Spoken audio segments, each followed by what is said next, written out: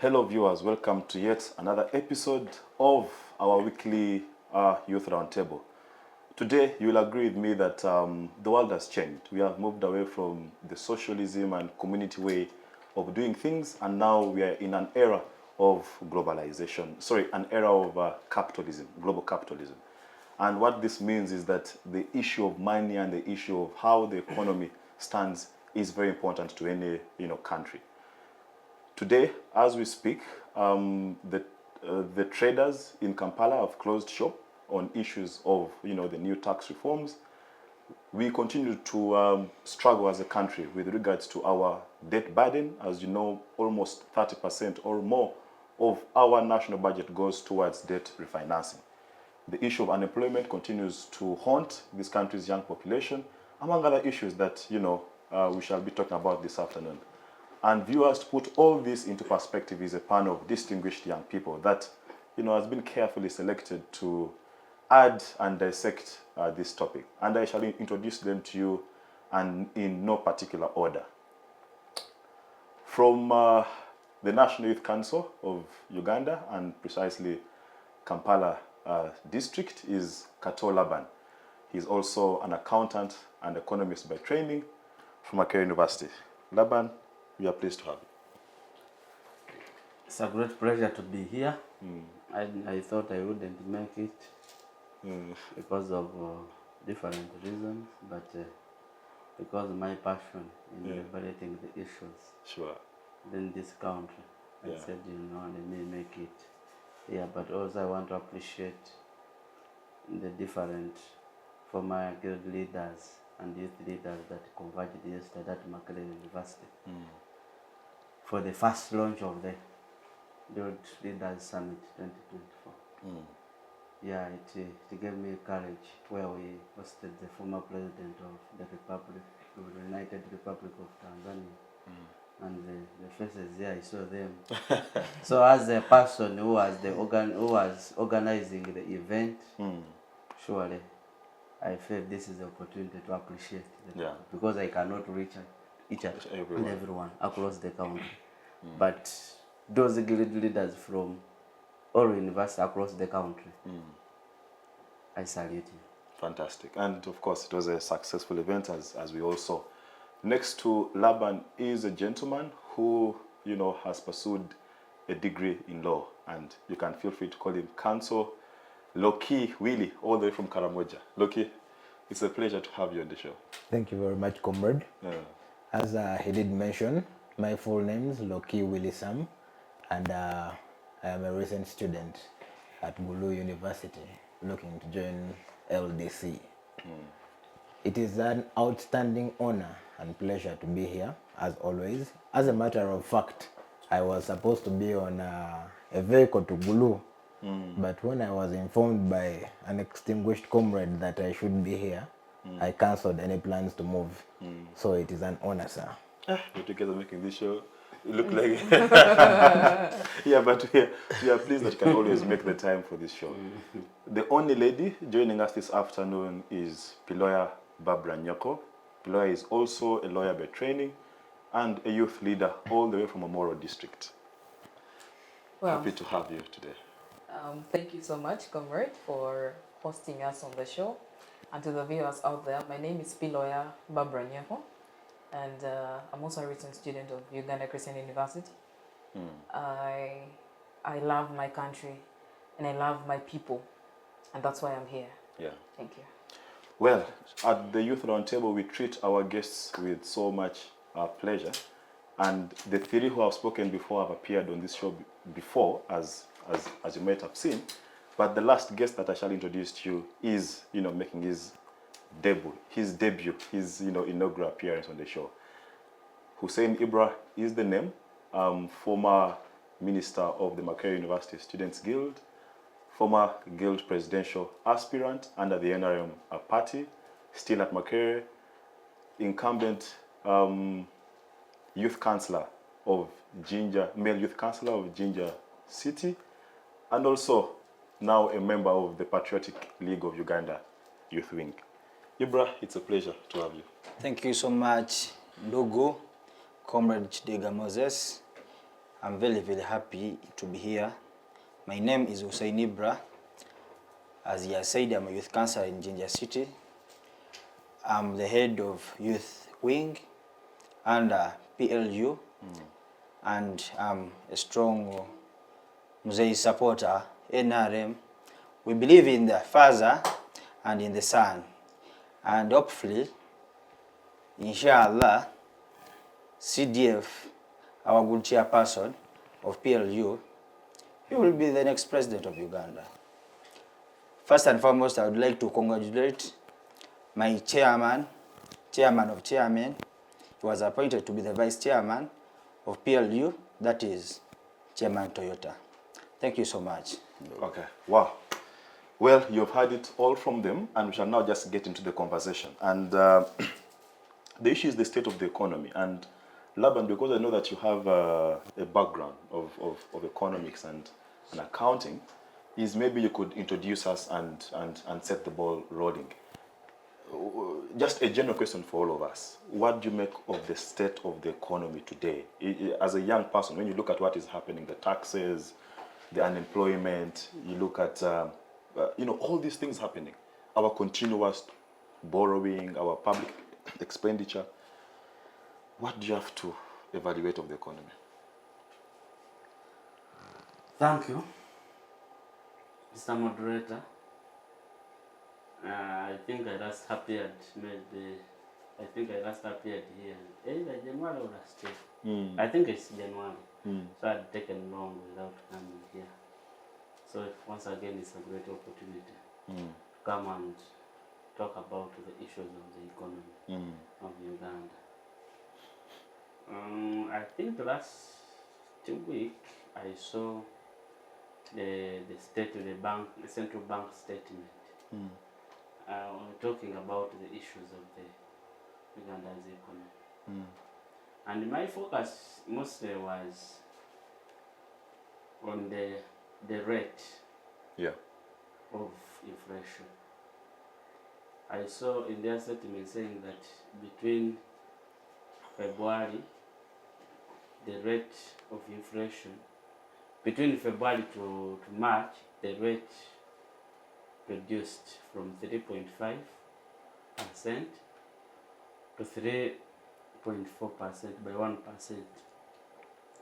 So that means there was a decrease in the rate of inflation.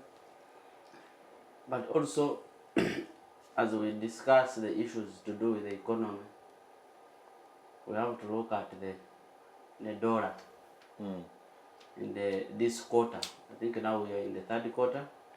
We have entered the fourth quarter. Yeah, this month we have entered the fourth quarter for the financial year 2023-2024, and this is the final one. So, but for when you look at the dollar in the third quarter, when you look at the dollar, it was stable. If I say it was a bit stable, there was no much increase on the dollar as compared to the Uganda shillings. Why I always put emphasis on the dollar. Dollar is one of the currencies that majority of the countries use for transaction. So as long as it increases, then it affects the economy. So also, when we are talking about the economy, we have to look at the production within the entire country. How has it? Are the people able to access basic needs within this quarter? What has been the government's decision in regards to people getting the basic needs of everyday life? So that should be our emphasis. In the third quarter, because now I cannot take the first quarter because we have just started. That's why we put issues like access to education, healthcare on those basic social needs. When I'm talking about the basic needs, where some things that people want have to get to live. Basic commodities. You mean? Yes, basic commodities, soap, salt. Those, you know, those are things that you cannot forego. Sure. That are every day. So, as if their prices increase, they have much effect on the standards of the living of the people. So, in economics we call the basket of good. There, that basket of good, the basket of goods. How, what there, if the prices of that have a very big effect on the standards of living of the people. So, then when you look at the taxes, of course, we know that this financial year, the Parliament of Uganda came in with the amended different income tax laws that came into place, I think in the third quarter. And you see those amendments that were made during the third quarter of this financial year, 2023-2024, they either affect business, the way of doing business, both negatively or positively. True. So I saw there were so many that were amended. Of course, you have seen the 5% tax on land transactions. Yes. Putting So also we have when we talk about the, but some of them have not been. You see, sometimes when they make that, even if they start working, but sometimes the majority of the people don't feel it. They don't feel the burden at that directly at that point. After some months. But also when you are talking about the issues of the issue of Uganda's economy, we have to look at the decision of the World Bank in August last year, because we are in the same financial year. We have to assess what effect has the decision of the World Bank inserted on Uganda's economy in regards to revising its portfolio. Remember, in August, the World Bank made a decision to revise its portfolio to Uganda, and most of the projects were affected. I have colleagues who are working with on projects which are underfunded, which are funded by World Bank. Majority of them lost jobs because there was no funds. So, apart from those projects that were in progress, but some of them, those ones which were in progress, they were not so much affected. But for the new projects that were anticipated, not anticipated, but which were going on. But the one which were coming, of course, people expected to get so many jobs. Then there are those ones they were likely to extend. Yes, they are maturity age. They were supposed to extend. They did extend the projects. And you know, here in Uganda, the World Bankers projects, those are projects that pay high to workers. You find someone is earning 20 million. And even now, there is a new development on that URA now intends to tax 58% of pay.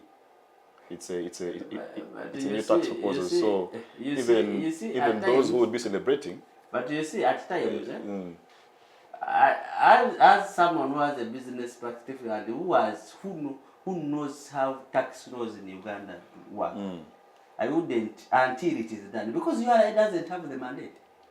Disagree. URA, any decision it takes, it is not its decision.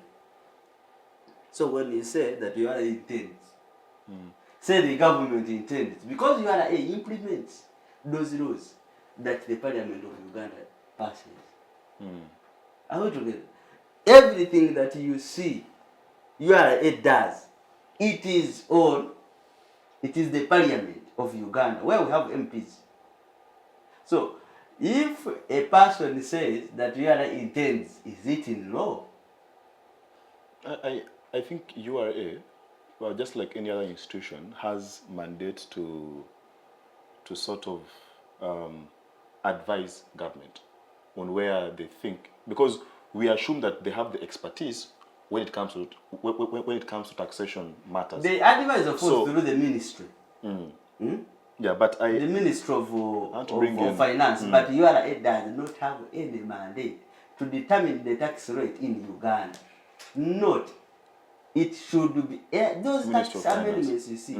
The Minister of Finance presents them before the Parliament. Yes. And it is the Parliament that has to make a decision. URA is just an implementer on behalf of the government. Fair enough. I want to bring in Loki. Loki, and of course, it's a cocktail. Yeah, we are looking at the tax regime. We are looking at our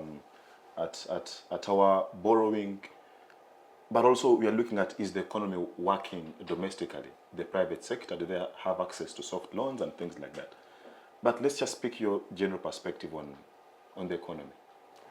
Well, the comrade over here gives a very elaborate introduction and background that I feel there is not much to add. However, I should mention that in around 2006, the Uganda shilling rate to the dollar was about 1,600. Today, it fluctuates between 3,600 to 3,900, or 4,000 in areas that have only one forex bureau. Now, that begs the question of what have we as a nation been doing that devalued our currency to that extent? It cannot simply be inflation, surely, because the amount of money in circulation within the country is not as much to warrant inflation. Then you would ask the question of where does this money come from? That would take me to the next aspect of taxation. I heard you mention earlier, and I also witnessed this morning, that all traders around the areas of Chikubo and Mini Price had closed shop. They did not work. That is over 1,000 small shops, small businesses, off of which the government gets money, collects revenue. Now, why are they rioting? They are demonstrating and refusing to work simply because there is an increase in the tax policy or the amount of taxes they are supposed to pay. When you say that payee is going to be charged about 58%, that means an individual who has been getting 1 million is going to walk away with about 400,000. That is not realistic. It does not give someone the zeal to continue working. Or in any case, it would improve people's skills to evade taxes for those that intend to continue working and maybe get to a certain income level. Okay, And then, but then do you think that, let me try and play the devil's advocate, even when I don't think that what is happening is right, is that how do we expect the country to finance its own development if the members don't want to contribute towards that particular aspect? Like, you're complaining that these taxes are too much, but at the same time, you don't want the country to borrow from World Bank, from IMF. So how can the country generate money to finance its development? The moderator, yeah. When you are asked to give money to take someone to school and the person is not taken to school, will you continue to pay? Of course not. Now, so it is value for money. Yes, value for money. That is the aspect. If taxes are being collected and we see the taxes being used to increase people's salaries, then surely we would be right to forfeit the paying of these taxes. I wanted to in a second. A bit. Not a second, like 1 minute. But this is what I have noted from this one as a presentation, and I disagree with it. You see, I'm not here to defend URA. I'm not working at URA.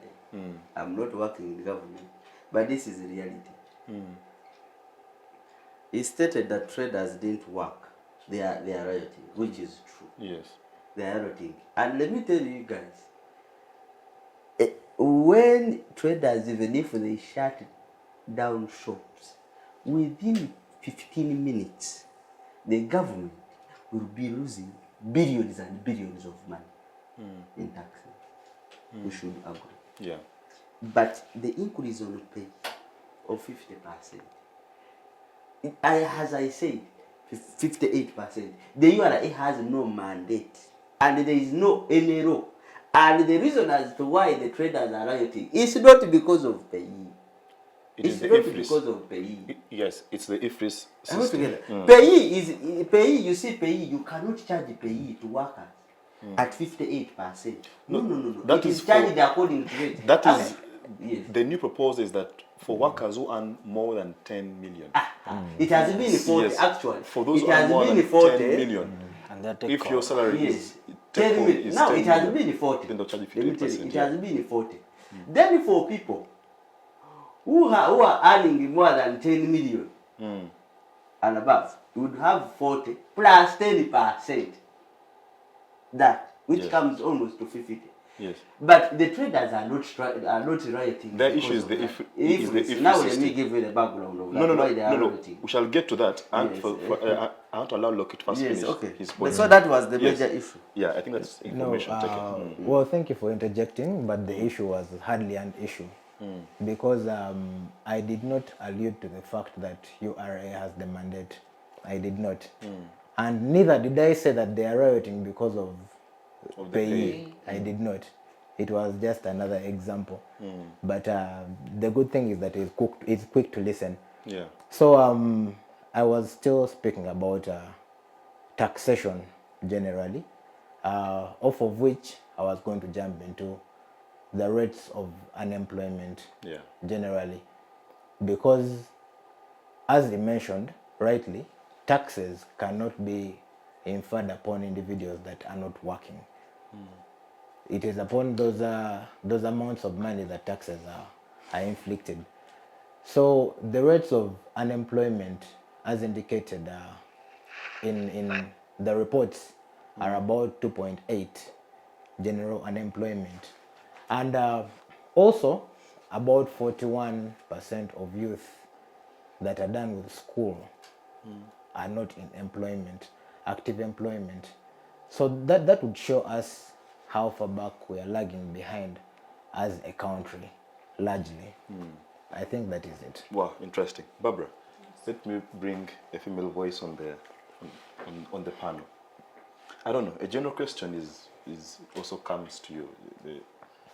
The economy, when you look at it, what do you make of what's happening? Well, it's generally one would say it's devastating because I think you look into majority of what I was about to say has been said by our hard on their voices. But first, when you look into taxation, you'll ask questions of are citizens supposed to pay tax? Yes. It's an obligation. Yes, it's an obligation, and so it's only mandatory that we pay tax. But again, when you look into it, after paying the taxes, are the services that are rendered to the citizens in regards to the tax that we have paid, are they, do they really, collide? I mean, are they in line with what the citizens' duties are of paying taxes? So I think that is what brings in the question of the annoyance and leads the traders to now closing their shops. Probably they're saying that yes, they pay, they realize that they're supposed to pay these taxes. But again, the money is being probably is misappropriated in probably things that they feel is not a priority. For example, I would add in a voice. We saw Parliament debating on. We know that parliaments are the legislators, but before then, when my brother said URA, they do not make these laws. We all know that Parliament under Section 79, the lawmakers are the legislators. So every law that governs, whether it's taxation, whether it's whatever, is handled by the Parliament itself. We saw the same Parliament debating on issues of the females demanding that saloons are supposed to be, brought to Parliament. Well, I mean, I don't know whether that is a priority. Now, how does that speak to The trader to the trader who is laboring, toiling, wakes up probably at 5, and then has a lot on his table. His kids are probably going to schools that he feels So it really calls for a lot, and then they end up striking, Yeah. if I may say, but also to tackle on issues of unemployment. I think under the Uganda Parliamentary Forum on Youth Affairs, they had a State of Youth Reports 2023 that showed the level of unemployment, not only among, the youth constitute statistically 70% of the population in Uganda. And then Youth and children. Actually. yes, youth and children. Of course, they're in the same docket now, I would say. So, but the question comes in, okay, they're the majority then, if 70% is our youth. But the question then goes, how many are in employment sector? Very few. Few to, there are those who are there, there are those who are not there. There are those who don't even have the future skills. of, of even getting there.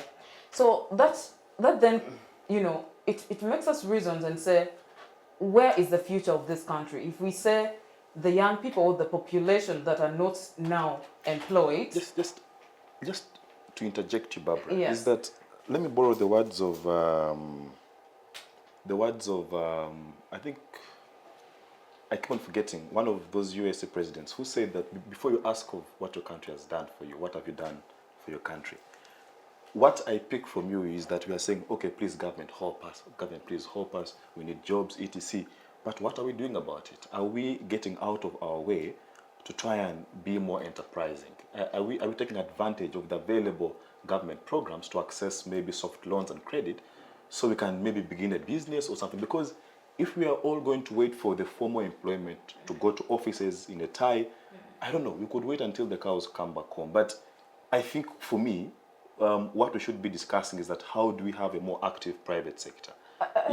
Because that's where the jobs are going to be created from. But public service and government and these formal entities, the opportunities there are very limited. Now, I was actually getting there. Structurally, as a camp.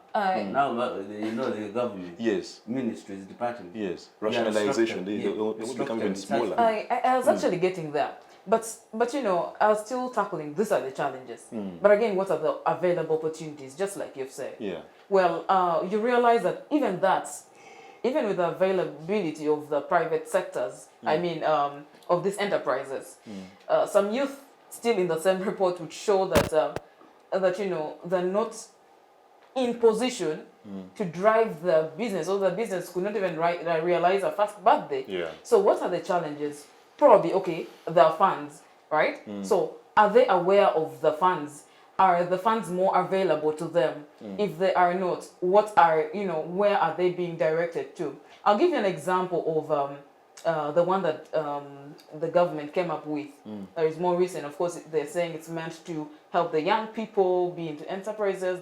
The Myoga went and its fairs, we saw the Entandikwa and all that, and now the face of PDM. You saw the young people, first of all, like you said, they're those who are helping themselves. But again, they're looking at the face of what has the pace been set for us? Like, there are people who have got this money and they've gone away with it and nothing has been done about it. Though they had the knowledge. Now, we would not have the knowledge, probably, let me get the money and use it for anything. So they'll start up something, like let's say a piggery or, chicken rearing, poultry and all that. But again, they're not going to, they don't have the knowledge to even go that far. So I think your question is relevant. But again, it brings in a question of more has to be done and in these sectors as well. As the youth are prioritizing enterprises, they should be educated, they should open ways for them, create more platforms so that so that they can realize. But of course also to lessen on the taxes that are put on the youth. Then also to tackle just a bit on the the debt. Yeah, the debt burden. Debt burden. Wow. Are we now at 90 trillion? 96. 96 trillion now? It's 96. I'm not quite sure, but I think that could be that's the debt ceiling, isn't it not? I think I've almost hit our debt ceiling. Yeah, now We could be in the red. we in are the red almost line. getting there, and Yeah. and it's very shocking that Uganda, as a country that is quite developing, it now has debts that are accumulating to that standard. But again, it poses a question of the quality of the citizens and the level of economy that Uganda is in. If we can get into such debts, then the question that rises is, how are we in position to pay the debts that are on our table? Do we even have? I think even before you go to the repayment, how are we using that money? How? Because America is one of the highest indebted countries.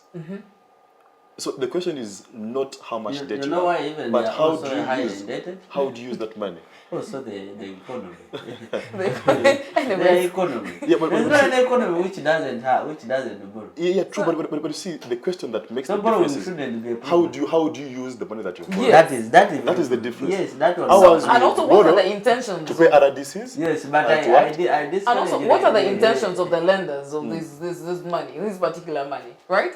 Is there something that is very special that they're actually giving you this? And then, yes, if their intentions are, let's not tackle the intention, because then it's incumbent upon you who has borrowed the money to use it in a wise way. Exactly. Yeah. So like, for example, if I will not mention names here, but what I'm saying is, if Kato, I mean Hussein, is in position to donate a lot of money to you, and then not to an institution, Which he can actually. of course he can, he has the capacity. Yeah, he has the capacity. He's donating this very same money to an individual and not an institution.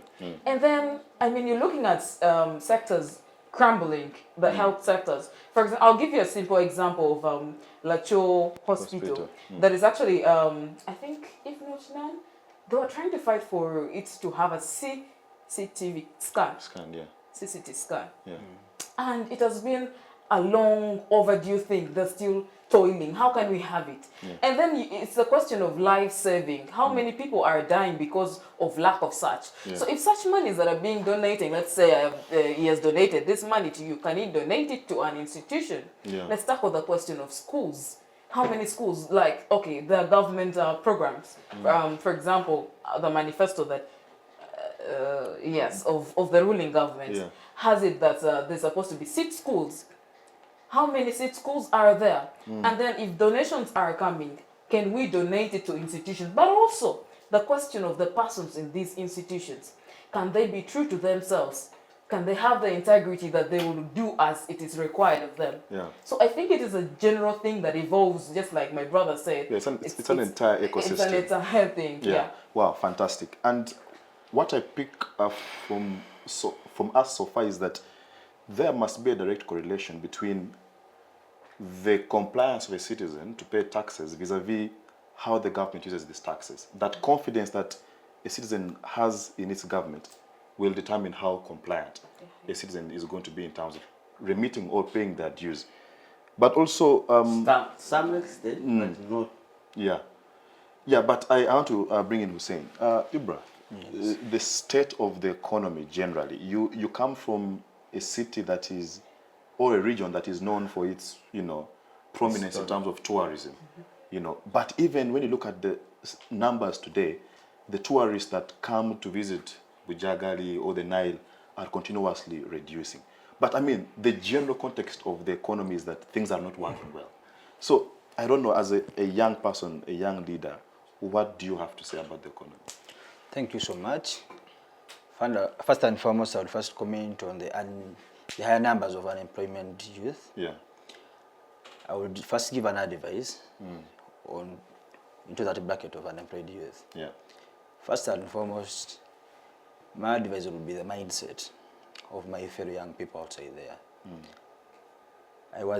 Recently I was in a workshop for entrepreneurs. One wise man came up, Minister Yusuf Chiranda is there, US, Mackay University. He was asking us, what are your role models? Number of the people who are coming up, my role model is, Right Honorable Speaker of the Parliament, my role model is Mr. VC, you see those offices. So his point was, that is the mindset of the highest number of the young people. True. But if we are to look in the other bracket of entrepreneurs, who are the most successful people? Those are the business people. True. For example, Sudil, but many of the young people don't look at them as their role models. Yes, the role models. Yeah. Yes. I think it's just the mindset of the younger people. We are looking into from offices. We want to put on ties like Mr. Kato Laban here. But if Some people who put on ties are unemployed. the most young people, You should withdraw the statement. It's not the same. It was I never said it is an example. You know, no, but Okay, I withdraw the statement. Passing to all the now please. It's my big brother. It's my big brother. allow you that continue. It's my big brother. So who are our role models? I think most of the younger people, they don't look at starting something for themselves. True. We are looking at offices to go and be employed. We are not looking for what to start on to be self-employed. My advice would be, let us focus. If you out of Makerere, for example, just graduated in February, don't just look at your degree. I did this, and you start running office to office, office to office. But you can go and use the government programs. For example, the PDM, you get that 1 million, you make your own research, you see what you can start with. You can even talk to some big people like Kato Laban, and you can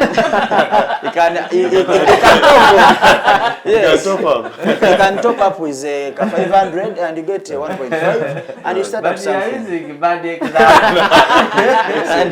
It's an example. Bad example. It's an example. Is that It's an example. yes. But why? I want to disagree with him on this way.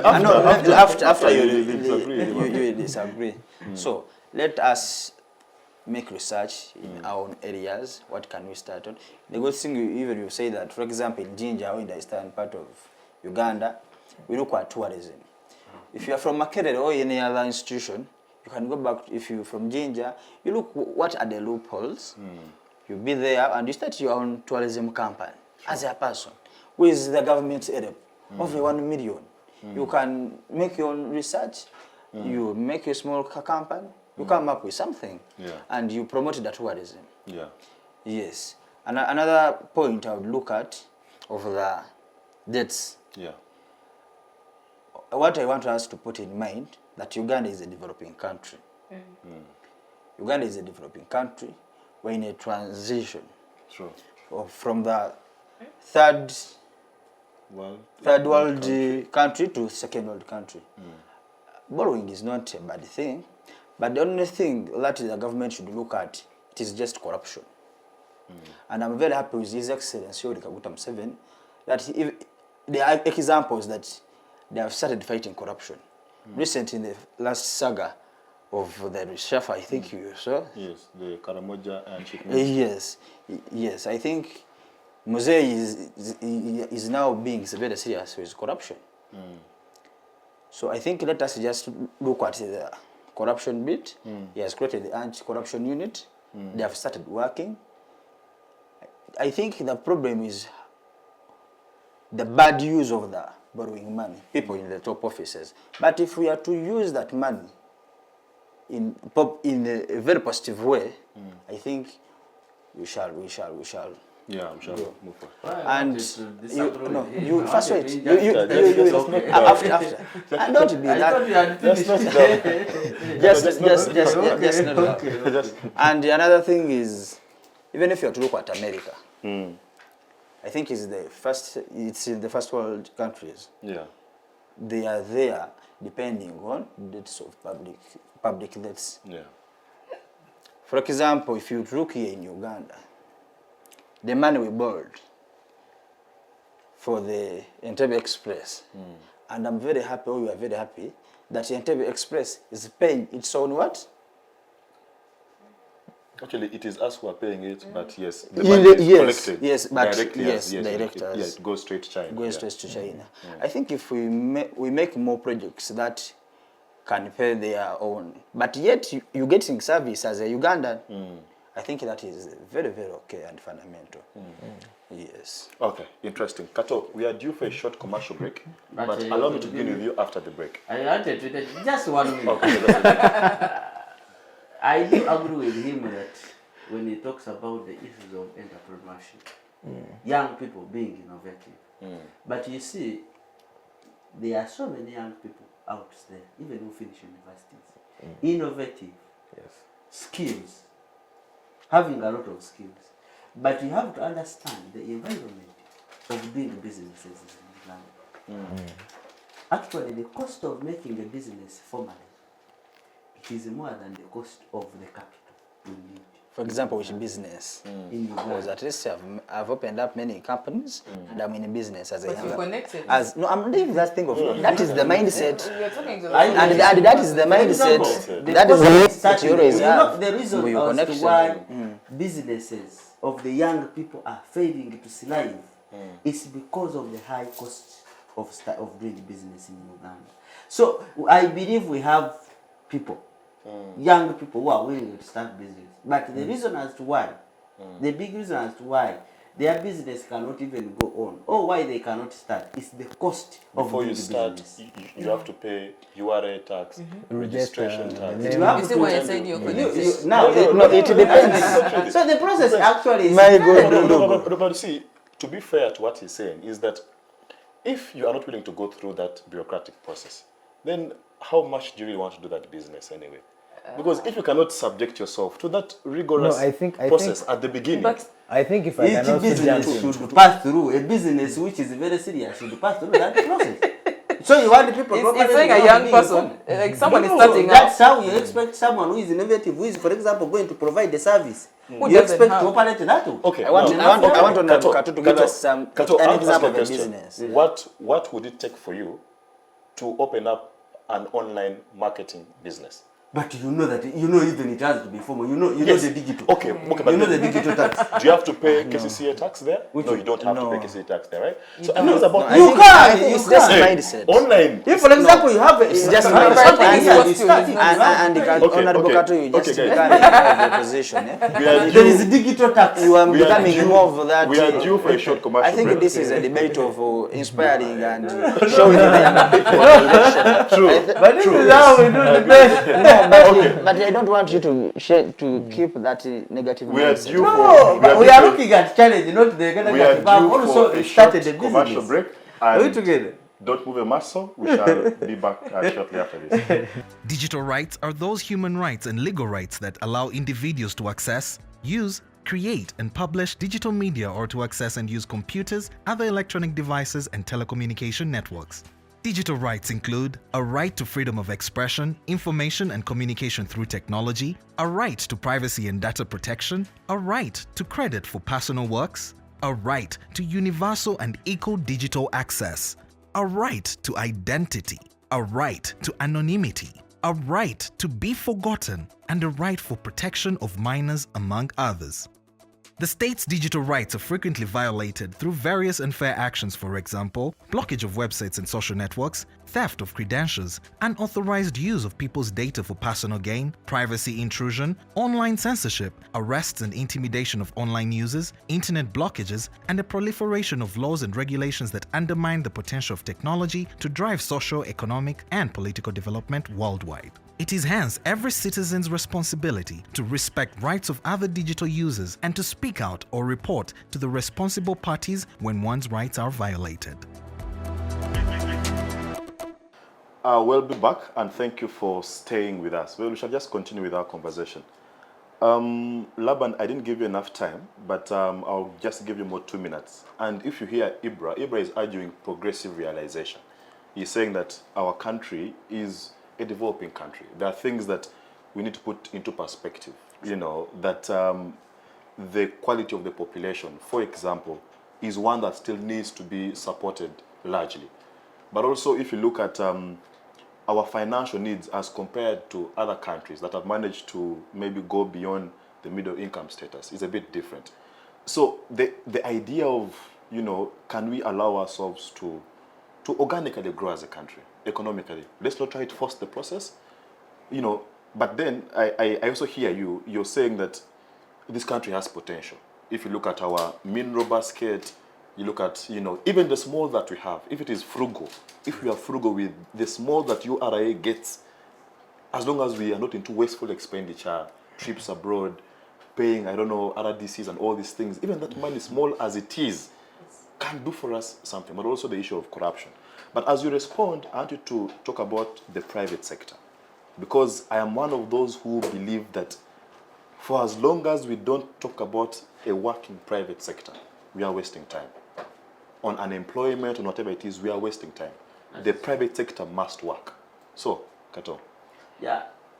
My point with the Ibra was that the cost of doing business in Uganda is very high.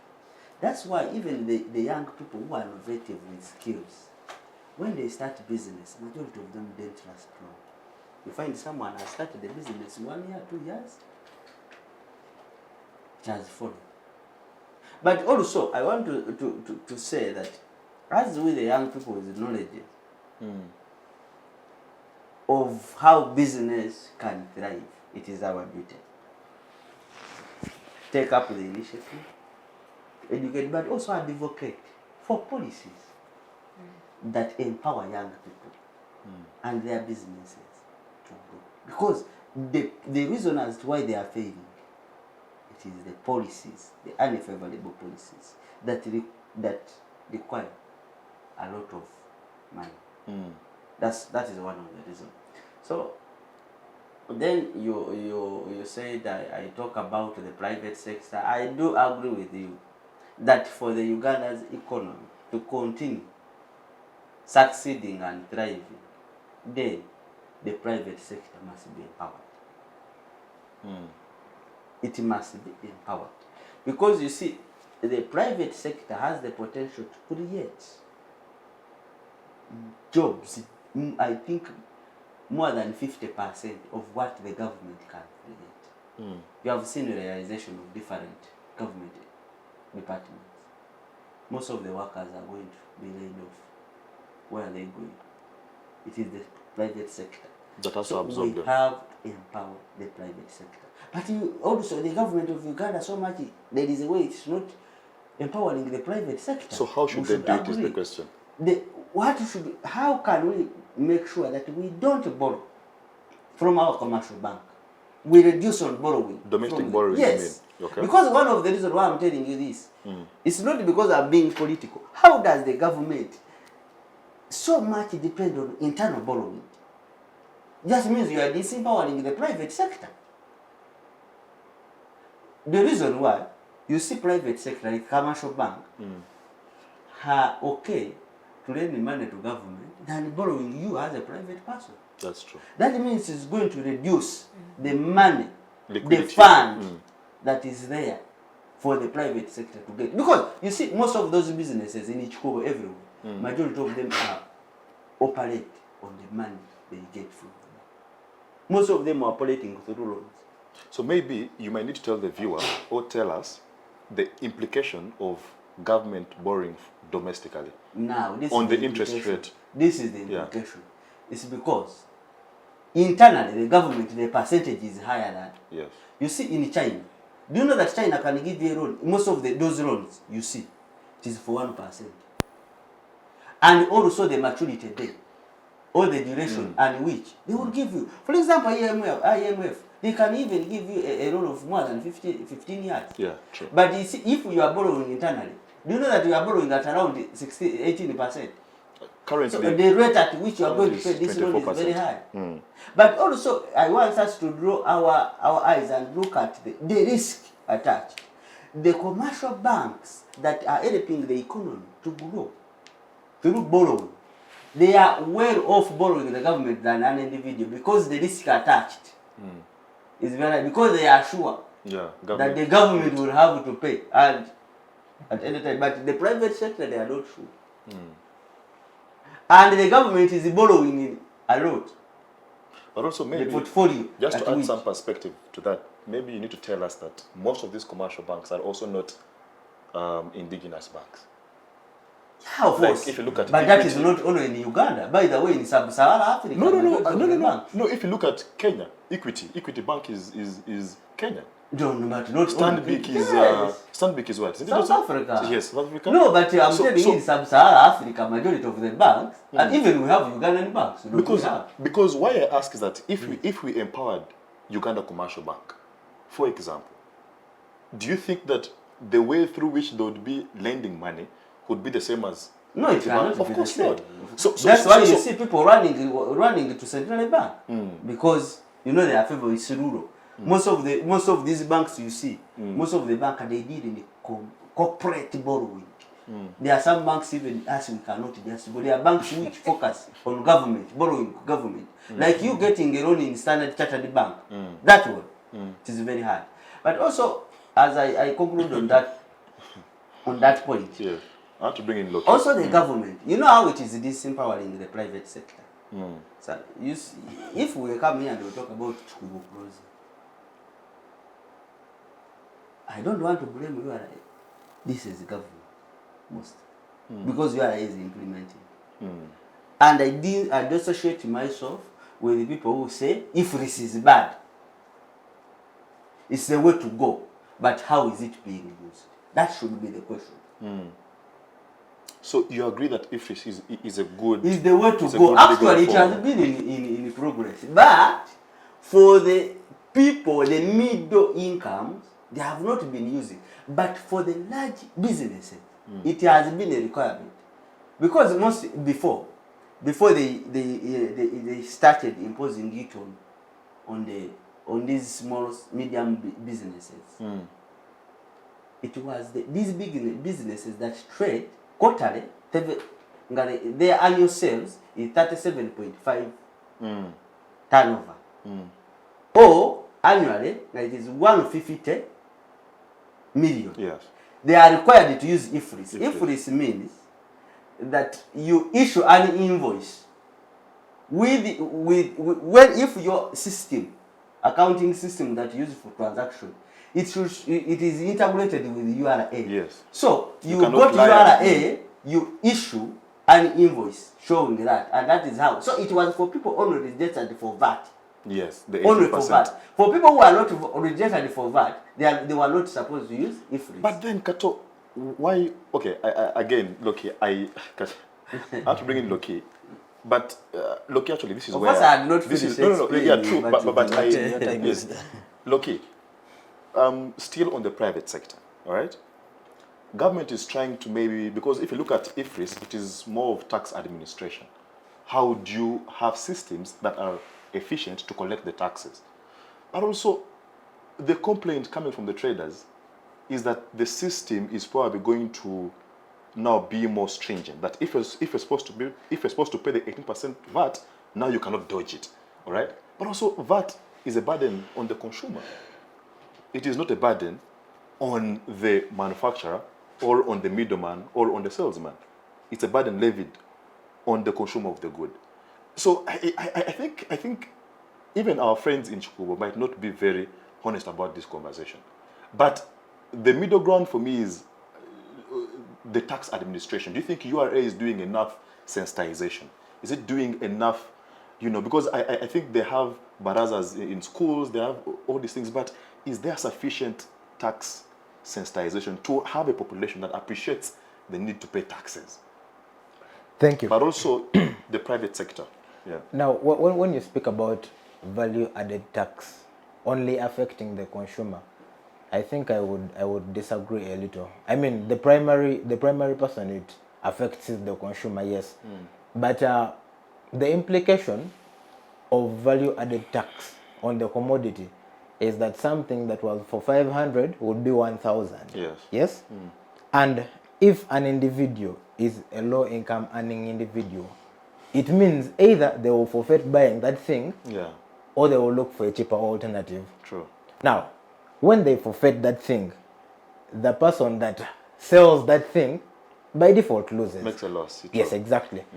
That's why I think I think the seller I agree, should yeah. see to it that, yes. And then in regards to URA sensitizing the masses, they have done something, but it does not make sense to sensitize an individual and then they do not get value for money. I think that is the elephant in the room. It doesn't matter how many times we sensitize individuals, whether in schools, whether in banks, it does not matter. As long as they do not see the need, the primary need to pay taxes, they definitely would not pay taxes. No matter how Privatization, much yes. you sing it into their ears, for as long as there's no value. They will hear, yes, we are supposed to pay taxes, true, we are supposed to pay this amount, it is very good to pay taxes. But then they'll see the potholes on the road. Yes, and they're exactly. Like, And why even should if I pay? don't pay, there is nothing that will happen. I am not going to enjoy the benefits of it anyway. I think private sector, a largely energized private sector, is important for any country. And if you look at industries like the Madivanis, big industries that employ a very big number of individuals. I think if you had a big number of those within a country, you're very certain to increase the income of individuals because you're increasing the number of jobs created, which means employment is going to increase, thus reducing unemployment. And in the long run, if there is value for money, you're increasing tax collection. Loki, And Nakumatt has closed. yes, Game has closed. Uchumi has left Uganda. So, where is the issue? Because if we agree that government is lenient to these foreign direct investors, giving them tax holidays, giving them land and things like that, then why are they closing in Uganda? Is it because they are not making profit? The capacity of the consumer is not meeting their standards? Maybe the No, I want to hear from Loki. Loki, yes, because Loki has brought in an aspect of foreign investment indirectly. Because if you mention Madivani and things like that, those are sort of foreign direct investments in the country. And we would assume that those would be coming to create jobs and opportunities. Yes. But they are fleeing the country. So why? the question of why. Now, very many individuals claim, and it is not my thinking. Very many individuals claim that supermarkets like Uchumi, like Nakumatt, were increasing a competition for a supermarket that is owned by a prominent individual in the country. Now, once again, it's not my thinking. Councilor. It is not my thinking. Councilor is giving us hearsay on discussing hearsay on It is not my thinking. discussing hearsay. So what did you deduce from? No, but sometimes there are No, some the products- deduction. There are some products. There's what we call excise duty. I've heard about that. There are some products that the government deliberately tries to make sure that it does not penetrate the country. Let me give you an example. How many times have you taken to buy a needle? And do you notice that the needle is market reduced? True. Do you know? It's because the government, the needle was not a product of Uganda. You know where it was coming from. And it is of good quality than this milk powder we have. Milk. So for the government, it takes a deliberate decision to make sure it increases the tax Actually- on some polemic products. Actually, It's it's- not a rattle. Of course, the problem I have with the people is that these Ibra, what they do, because it is there, some of them, because Let me hope you're not using another examples. bad example, sir. I was- Use a bad example. Because you walk, This you is a walk, very bad So- example. you walk yellow So- t-shirt so now- and you I know, I'm putting on books. This is Lumumba and So the- now- Yeah, Ibra- but it's yeah, but it's okay. Ibra 1, Kato 1. So it is one And this is- 1 now. So, yes, one. I'm One is compensating. I'm compensating. So, it is sometimes some products, the government does it. And in any country, you have seen in Kenya what they are doing with Ugandan products. Protectionism, actually. Yes, that is what we call Protectionism. exercise duty is put in place to make sure that it protects the nation against some decision. Are we together? Yeah. But also there are some companies that have closed because they fail to comply. I know for the fact. With tax laws, people don't do voluntary disclosure. You know, a lot happening. Actually, let me tell you, majority of the companies which are closing, most of them, it is taxes. But okay, But I think Piloya, that's meant to protect the industries. Piloya, I want to bring you in because personally, I am disagreeing with what Kato is saying. Me too. Yeah, because these companies that come here, our tax regime generally gives them a soft landing. They'll give you tax incentives, they'll give you tax Free holidays, land. they'll give you land and all these things. But you know what it was? But To get also- the tax intensive But from the government. but also, if you've listened to the president critically well, his argument about the minimum wage bill is that you see, if you have a minimum wage, you are going to scare away investors because what attracts them here per se would be the Exploitation. affordable labor. All right. So I'm finding it hard to understand that these companies, on top of all these privileges, they cannot pay taxes because we need them to work here because when they're working, then they can create opportunities for our young people to have jobs and things like that. When they are leaving, it should pose a question to us. So could you speak about foreign direct investment, but also the issue of how can we strengthen the private sector? Is it about access to credit? Is it about access to market? Is it the infrastructure? What can government do to make sure the private sector is working? Well, I think it even goes back to how do you protect the local industries within, right? Because we're looking at investors coming in to invest, but we're also looking at in the investment the implication. What is its implication on a local industry?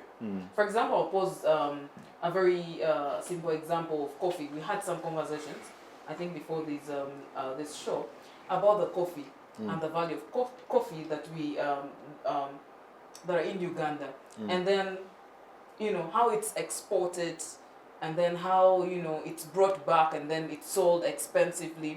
It all has effect on the local industry. How? Look at the currency. I'll take you to the currency. We were in Kenya, I think that was last year. Unit Summit. Yes, for the unit. And then, a 1 million goes to like $3,000, dollars, and well, the currency of Kenya is way higher than the one of Uganda. But anyways, let's leave alone Kenya. And let's look at other countries. I'm talking about the rate of currency probably in Uganda and how it actually affects. That this person, or you're supposed to import goods that naturally was from here, you're supposed to import them to your country, and then these goods you're supposed to, the tax is being levied highly on these goods, and then you left with no option than to sell them, to expensively to the locals, and then this is affecting like the industry. However, you can't even sell them. You don't have any other market to sell such goods. So it's actually a debate of yes, let us protect, let's put some restrictions. Let these people also pay tax, right? These investors. Yes, we're not scaring them away. But what we're saying is pay these taxes also, because us as citizens or as the locals, we need to also thrive at some point. So I think the debate goes to it goes that miles to they should be subjected to taxes, but also let us protect the local industry within. Let's not scare them away. They're yes important, but also let's put them in order for you to invest here. After you've left, what is that you've left? If you are investing, what is the share of Uganda Actually, as a country? the Public Finance Management Act talks about that. It introduces the sunset clause that if you're a foreign company investing in Uganda, it is not enough to say that we are going to employ Ugandans. You must demonstrate that you're employing Ugandans, Yes. but at what level Uh-huh. of employment? Because Are they just going to sweep your company look at or the- they are the- at the managerial supermarket. level? But you know, sometimes, look at sometimes most of the companies have gone some hotels, chefs, cleaners, cleaners or management. I don't want to speak, but I have seen. I know where you are Are they going. locals? Those people are gone. I know where he's people going. in the government. so You know them. You know them. Ah, no, I've no, never eaten with this somewhere. I am not. I've never eaten with this I am, somewhere. So, I am on yes, of course, I will the not moderator on the show. I don't know. But what stops you from being a colleague with you? Because eating with you doesn't do you from being a colleague. So meaning these companies these companies actually they are exploiting our people. yeah. They are exploiting the government in the sense that government gives them all these privileges, but also they don't abide by the conditions of employing our locals at such levels. Yeah, and you know, I think it's cross country thing. When you look in all these big you know enterprises wherever, you find that Ugandans are the ones doing those petty jobs. But also it goes as far as the tax holidays. Some of them, I won't mention names as earlier say, they're exempted from the taxes.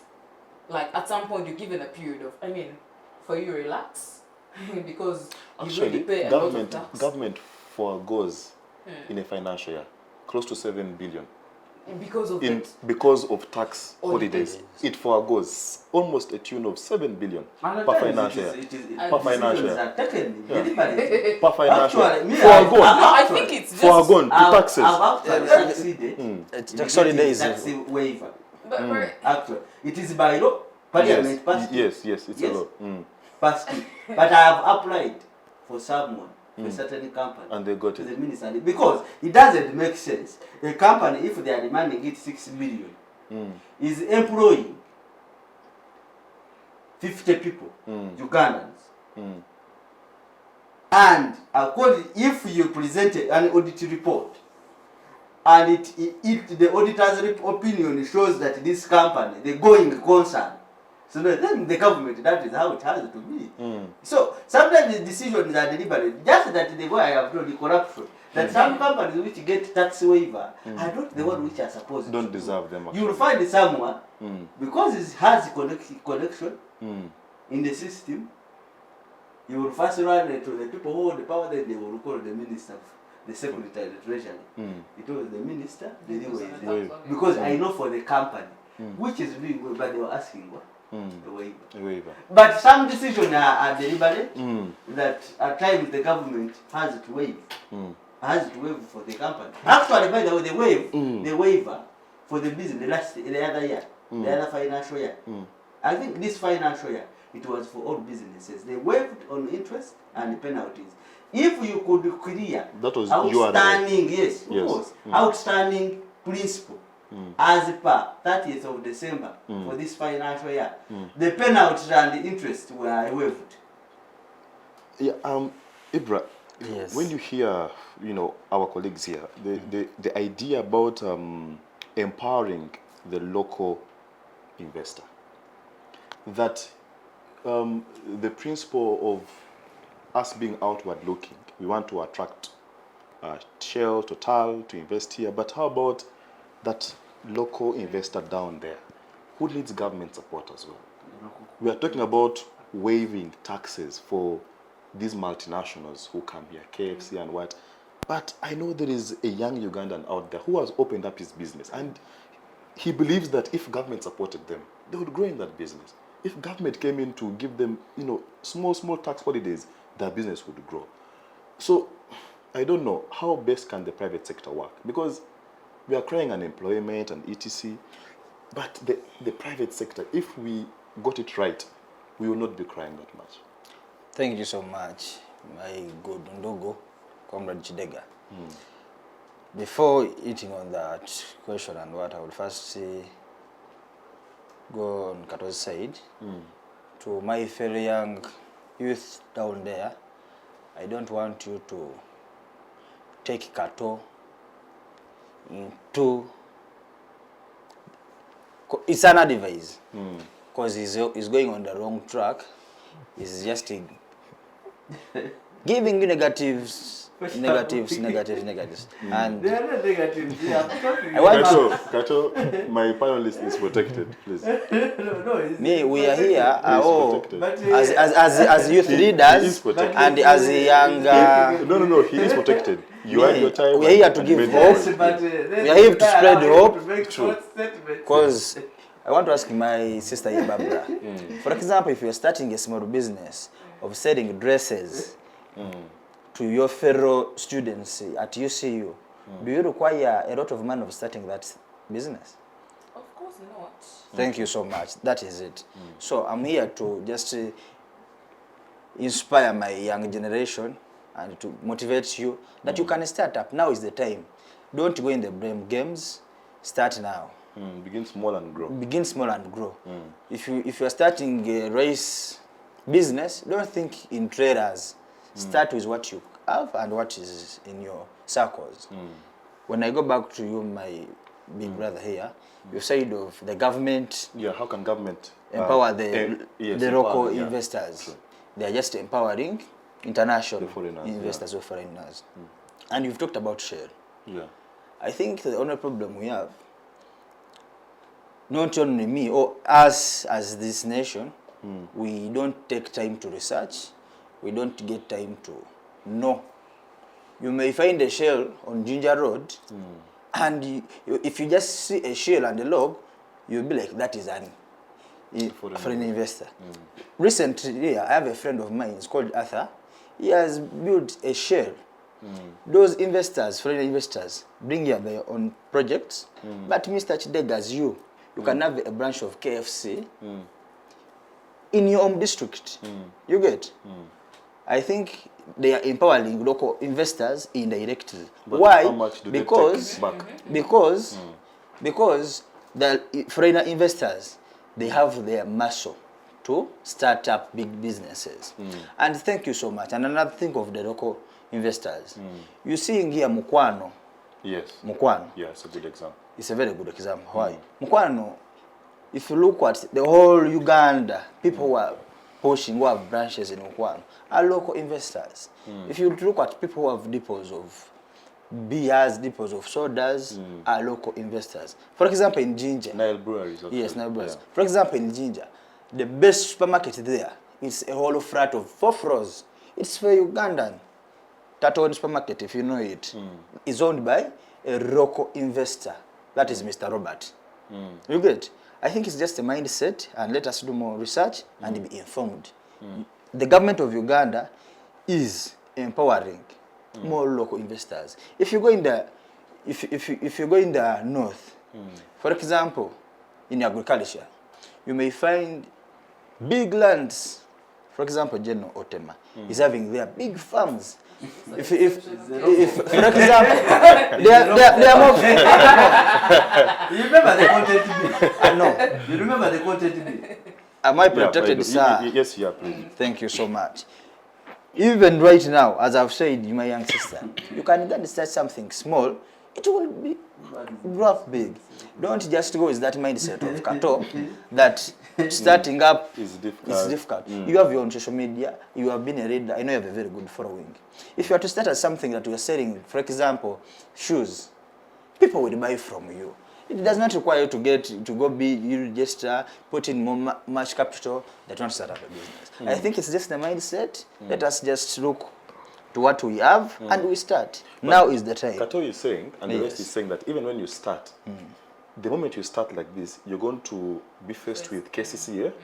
You will have to be faced with taxes. You'll have to pay all these things, pay this, pay this, pay this. By the time you reach maybe 2-3 months into the business, you're already saying, oh my God, what am I doing? Because you've asked her to open up, first way, you've asked her to open a business and do it online. But she has to pay taxes. I mean, if she's to access Facebook to Which post is her closed. clothes and what? There is VPN and you. You on Facebook because you're using. That's what I'm saying. How many people have access to the Even VPN? but Besides, you they see- are law abiding. But you see, the point is that even Oh, you don't want to buy even Let's Kato with the statement. Kato, let Kato statement. but you see, even data that has an 18% tax. All right. So what these guys are saying partly is that okay, yes, it is good that young people should be enterprising. Okay, but can government also be considerate and reduce some of these taxes? Like data is the new engine. Like data is the new oil. It's what is going to drive this digital economy. Even to access the research If you charge 18%, even the research that no, 8% of data. Comrade You Chidega. see, Facebook we is are closed. giving people education and skills. But you are an engineer. Majority of us, we have done courses that you can create your own business. But which kind of business are you creating? That, for example, let's assume it's a service. You know what I'm saying? If it is a service business, if it is a service business, you know what it requires to make a service business to be stable? Because me, the businesses I'm talking about are service related. those ones which are formal, I'm telling you to make Comrade to Chidega. operate businesses. We a business which is the formal. Because I don't want someone who has gone to Makerere. Maybe in a Are you minute. getting? Maybe To in a minute. Tell us the get benefits. your Stop that thing. Tell us the benefits of formalizing a business. Now, I let me think tell you it's this. it's For example, important. if you are to win a contract, Yes. you are going to supply. Yeah. No one is going to deal with you when you're not formal. You are Yes. not formal. Yes. So those are the business I'm talking about for people who are Now. graduated. But anyone who can do that business you are talking about. Okay, in a minute, then we shall. Not even someone who went to No. school. Kato. Ours. Right now. Now you want to prepare with Kato. this degree. Kato, I am the moderator of this show. People who are selling clothes. You wonder many people having big boutiques in town. You wonder I am many the people having moderator of big this show. boutiques. Loki, I expect you to do Kato. business, which is formal. Because the formal business will benefit the Kato. town. How do you want this one to sell the town? No, you start small and Kato. you How be is big it- with how is it formal. formal? Kato, I am the moderator of this show. The bad thing you But- becoming, you just have to adjure. But This I is not don't a know. winning I don't know debate. if Wabamuno went to Makerere. I don't know if those guys who are making so much money down there. Chiromira. Yes. Things are- I don't know if those guys They are also doing enter the formal class. business. But yes, But they started small. There is no If you want to- correlation between your education standard if and Chiromira your is giving business His prosperity. story. It started okay. small. Yeah, So, what okay. I'm saying. Okay, My our point parting was, shots. don't misquote me. Let's get parting shots. Yes. guys. Yes. Parting shots. Ibra, I'll give you 2 minutes because some of your time was taken up, but the rest of us only 1 minute. I'll begin with Loki as I, Kato had 1 done minute yesterday. each as I come towards Ibra, who will have 2 minutes. Loki, your final words on the show. Thank you very much, the moderator. It's been a good discussion. I would simply like to thank the organizers and the participants. Otherwise, it's been a good discussion. Thank you. Wow, very brief and precise. Laban. One, I want to urge the government to sit with the traders, mostly within Kampala, to get a solution, because each time they are closing, the economy is going down. As I talk, the URA has faced with a shortfall of more than 600 billion, according to the targeted revenue they were supposed to collect for this quarter. It's because of that. Because now URA, since they are closed, URA is not collecting VAT, is not collecting. That means even so, the government should get a solution. But also, I urge the population, even with the young people, not to attack URA, but instead encourage them, because the issues of influence they are talking about. As a person who has some knowledge in this, it is a way to go if we are trading. We can always argue on how we get those services, but let's pay the taxes by demand, but rather than not refusing and we want to demand.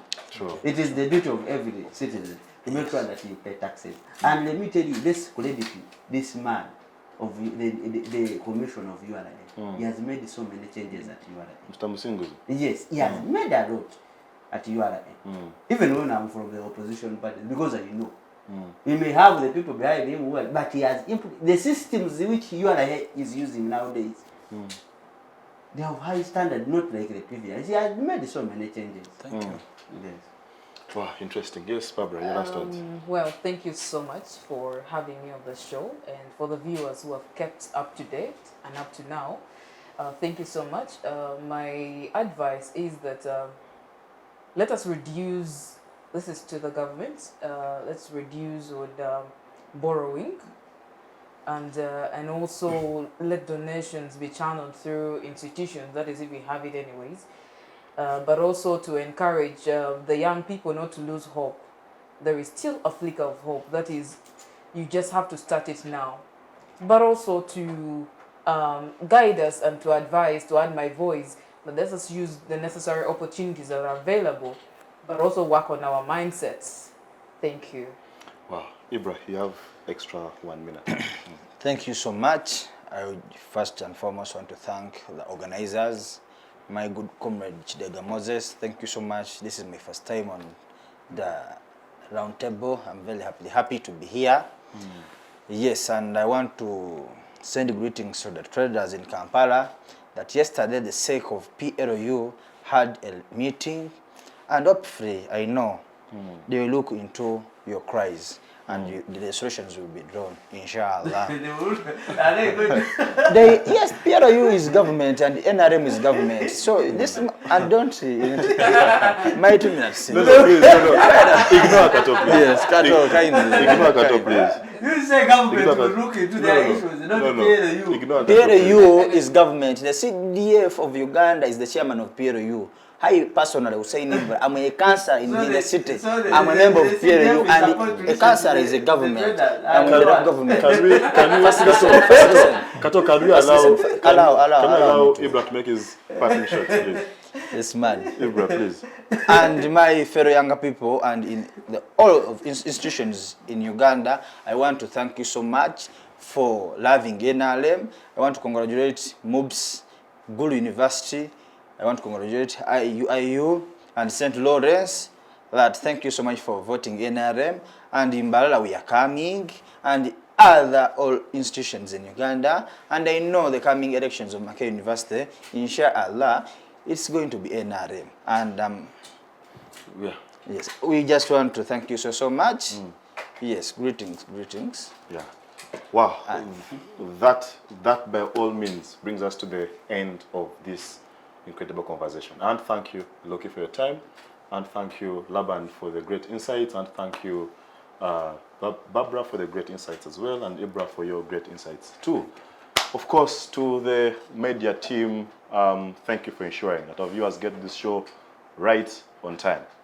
My last words, like I always do, I'll borrow the words of Henry Barlow, who wrote an article on building a nation, where he describes, two categories of people: the permanent secretary and the driver of the same individual.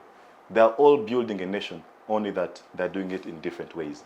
In whatever you do, just try as much as possible to build this nation called Uganda, because it's all we have. And I don't know. Until next week, same time, same place. Bye-bye.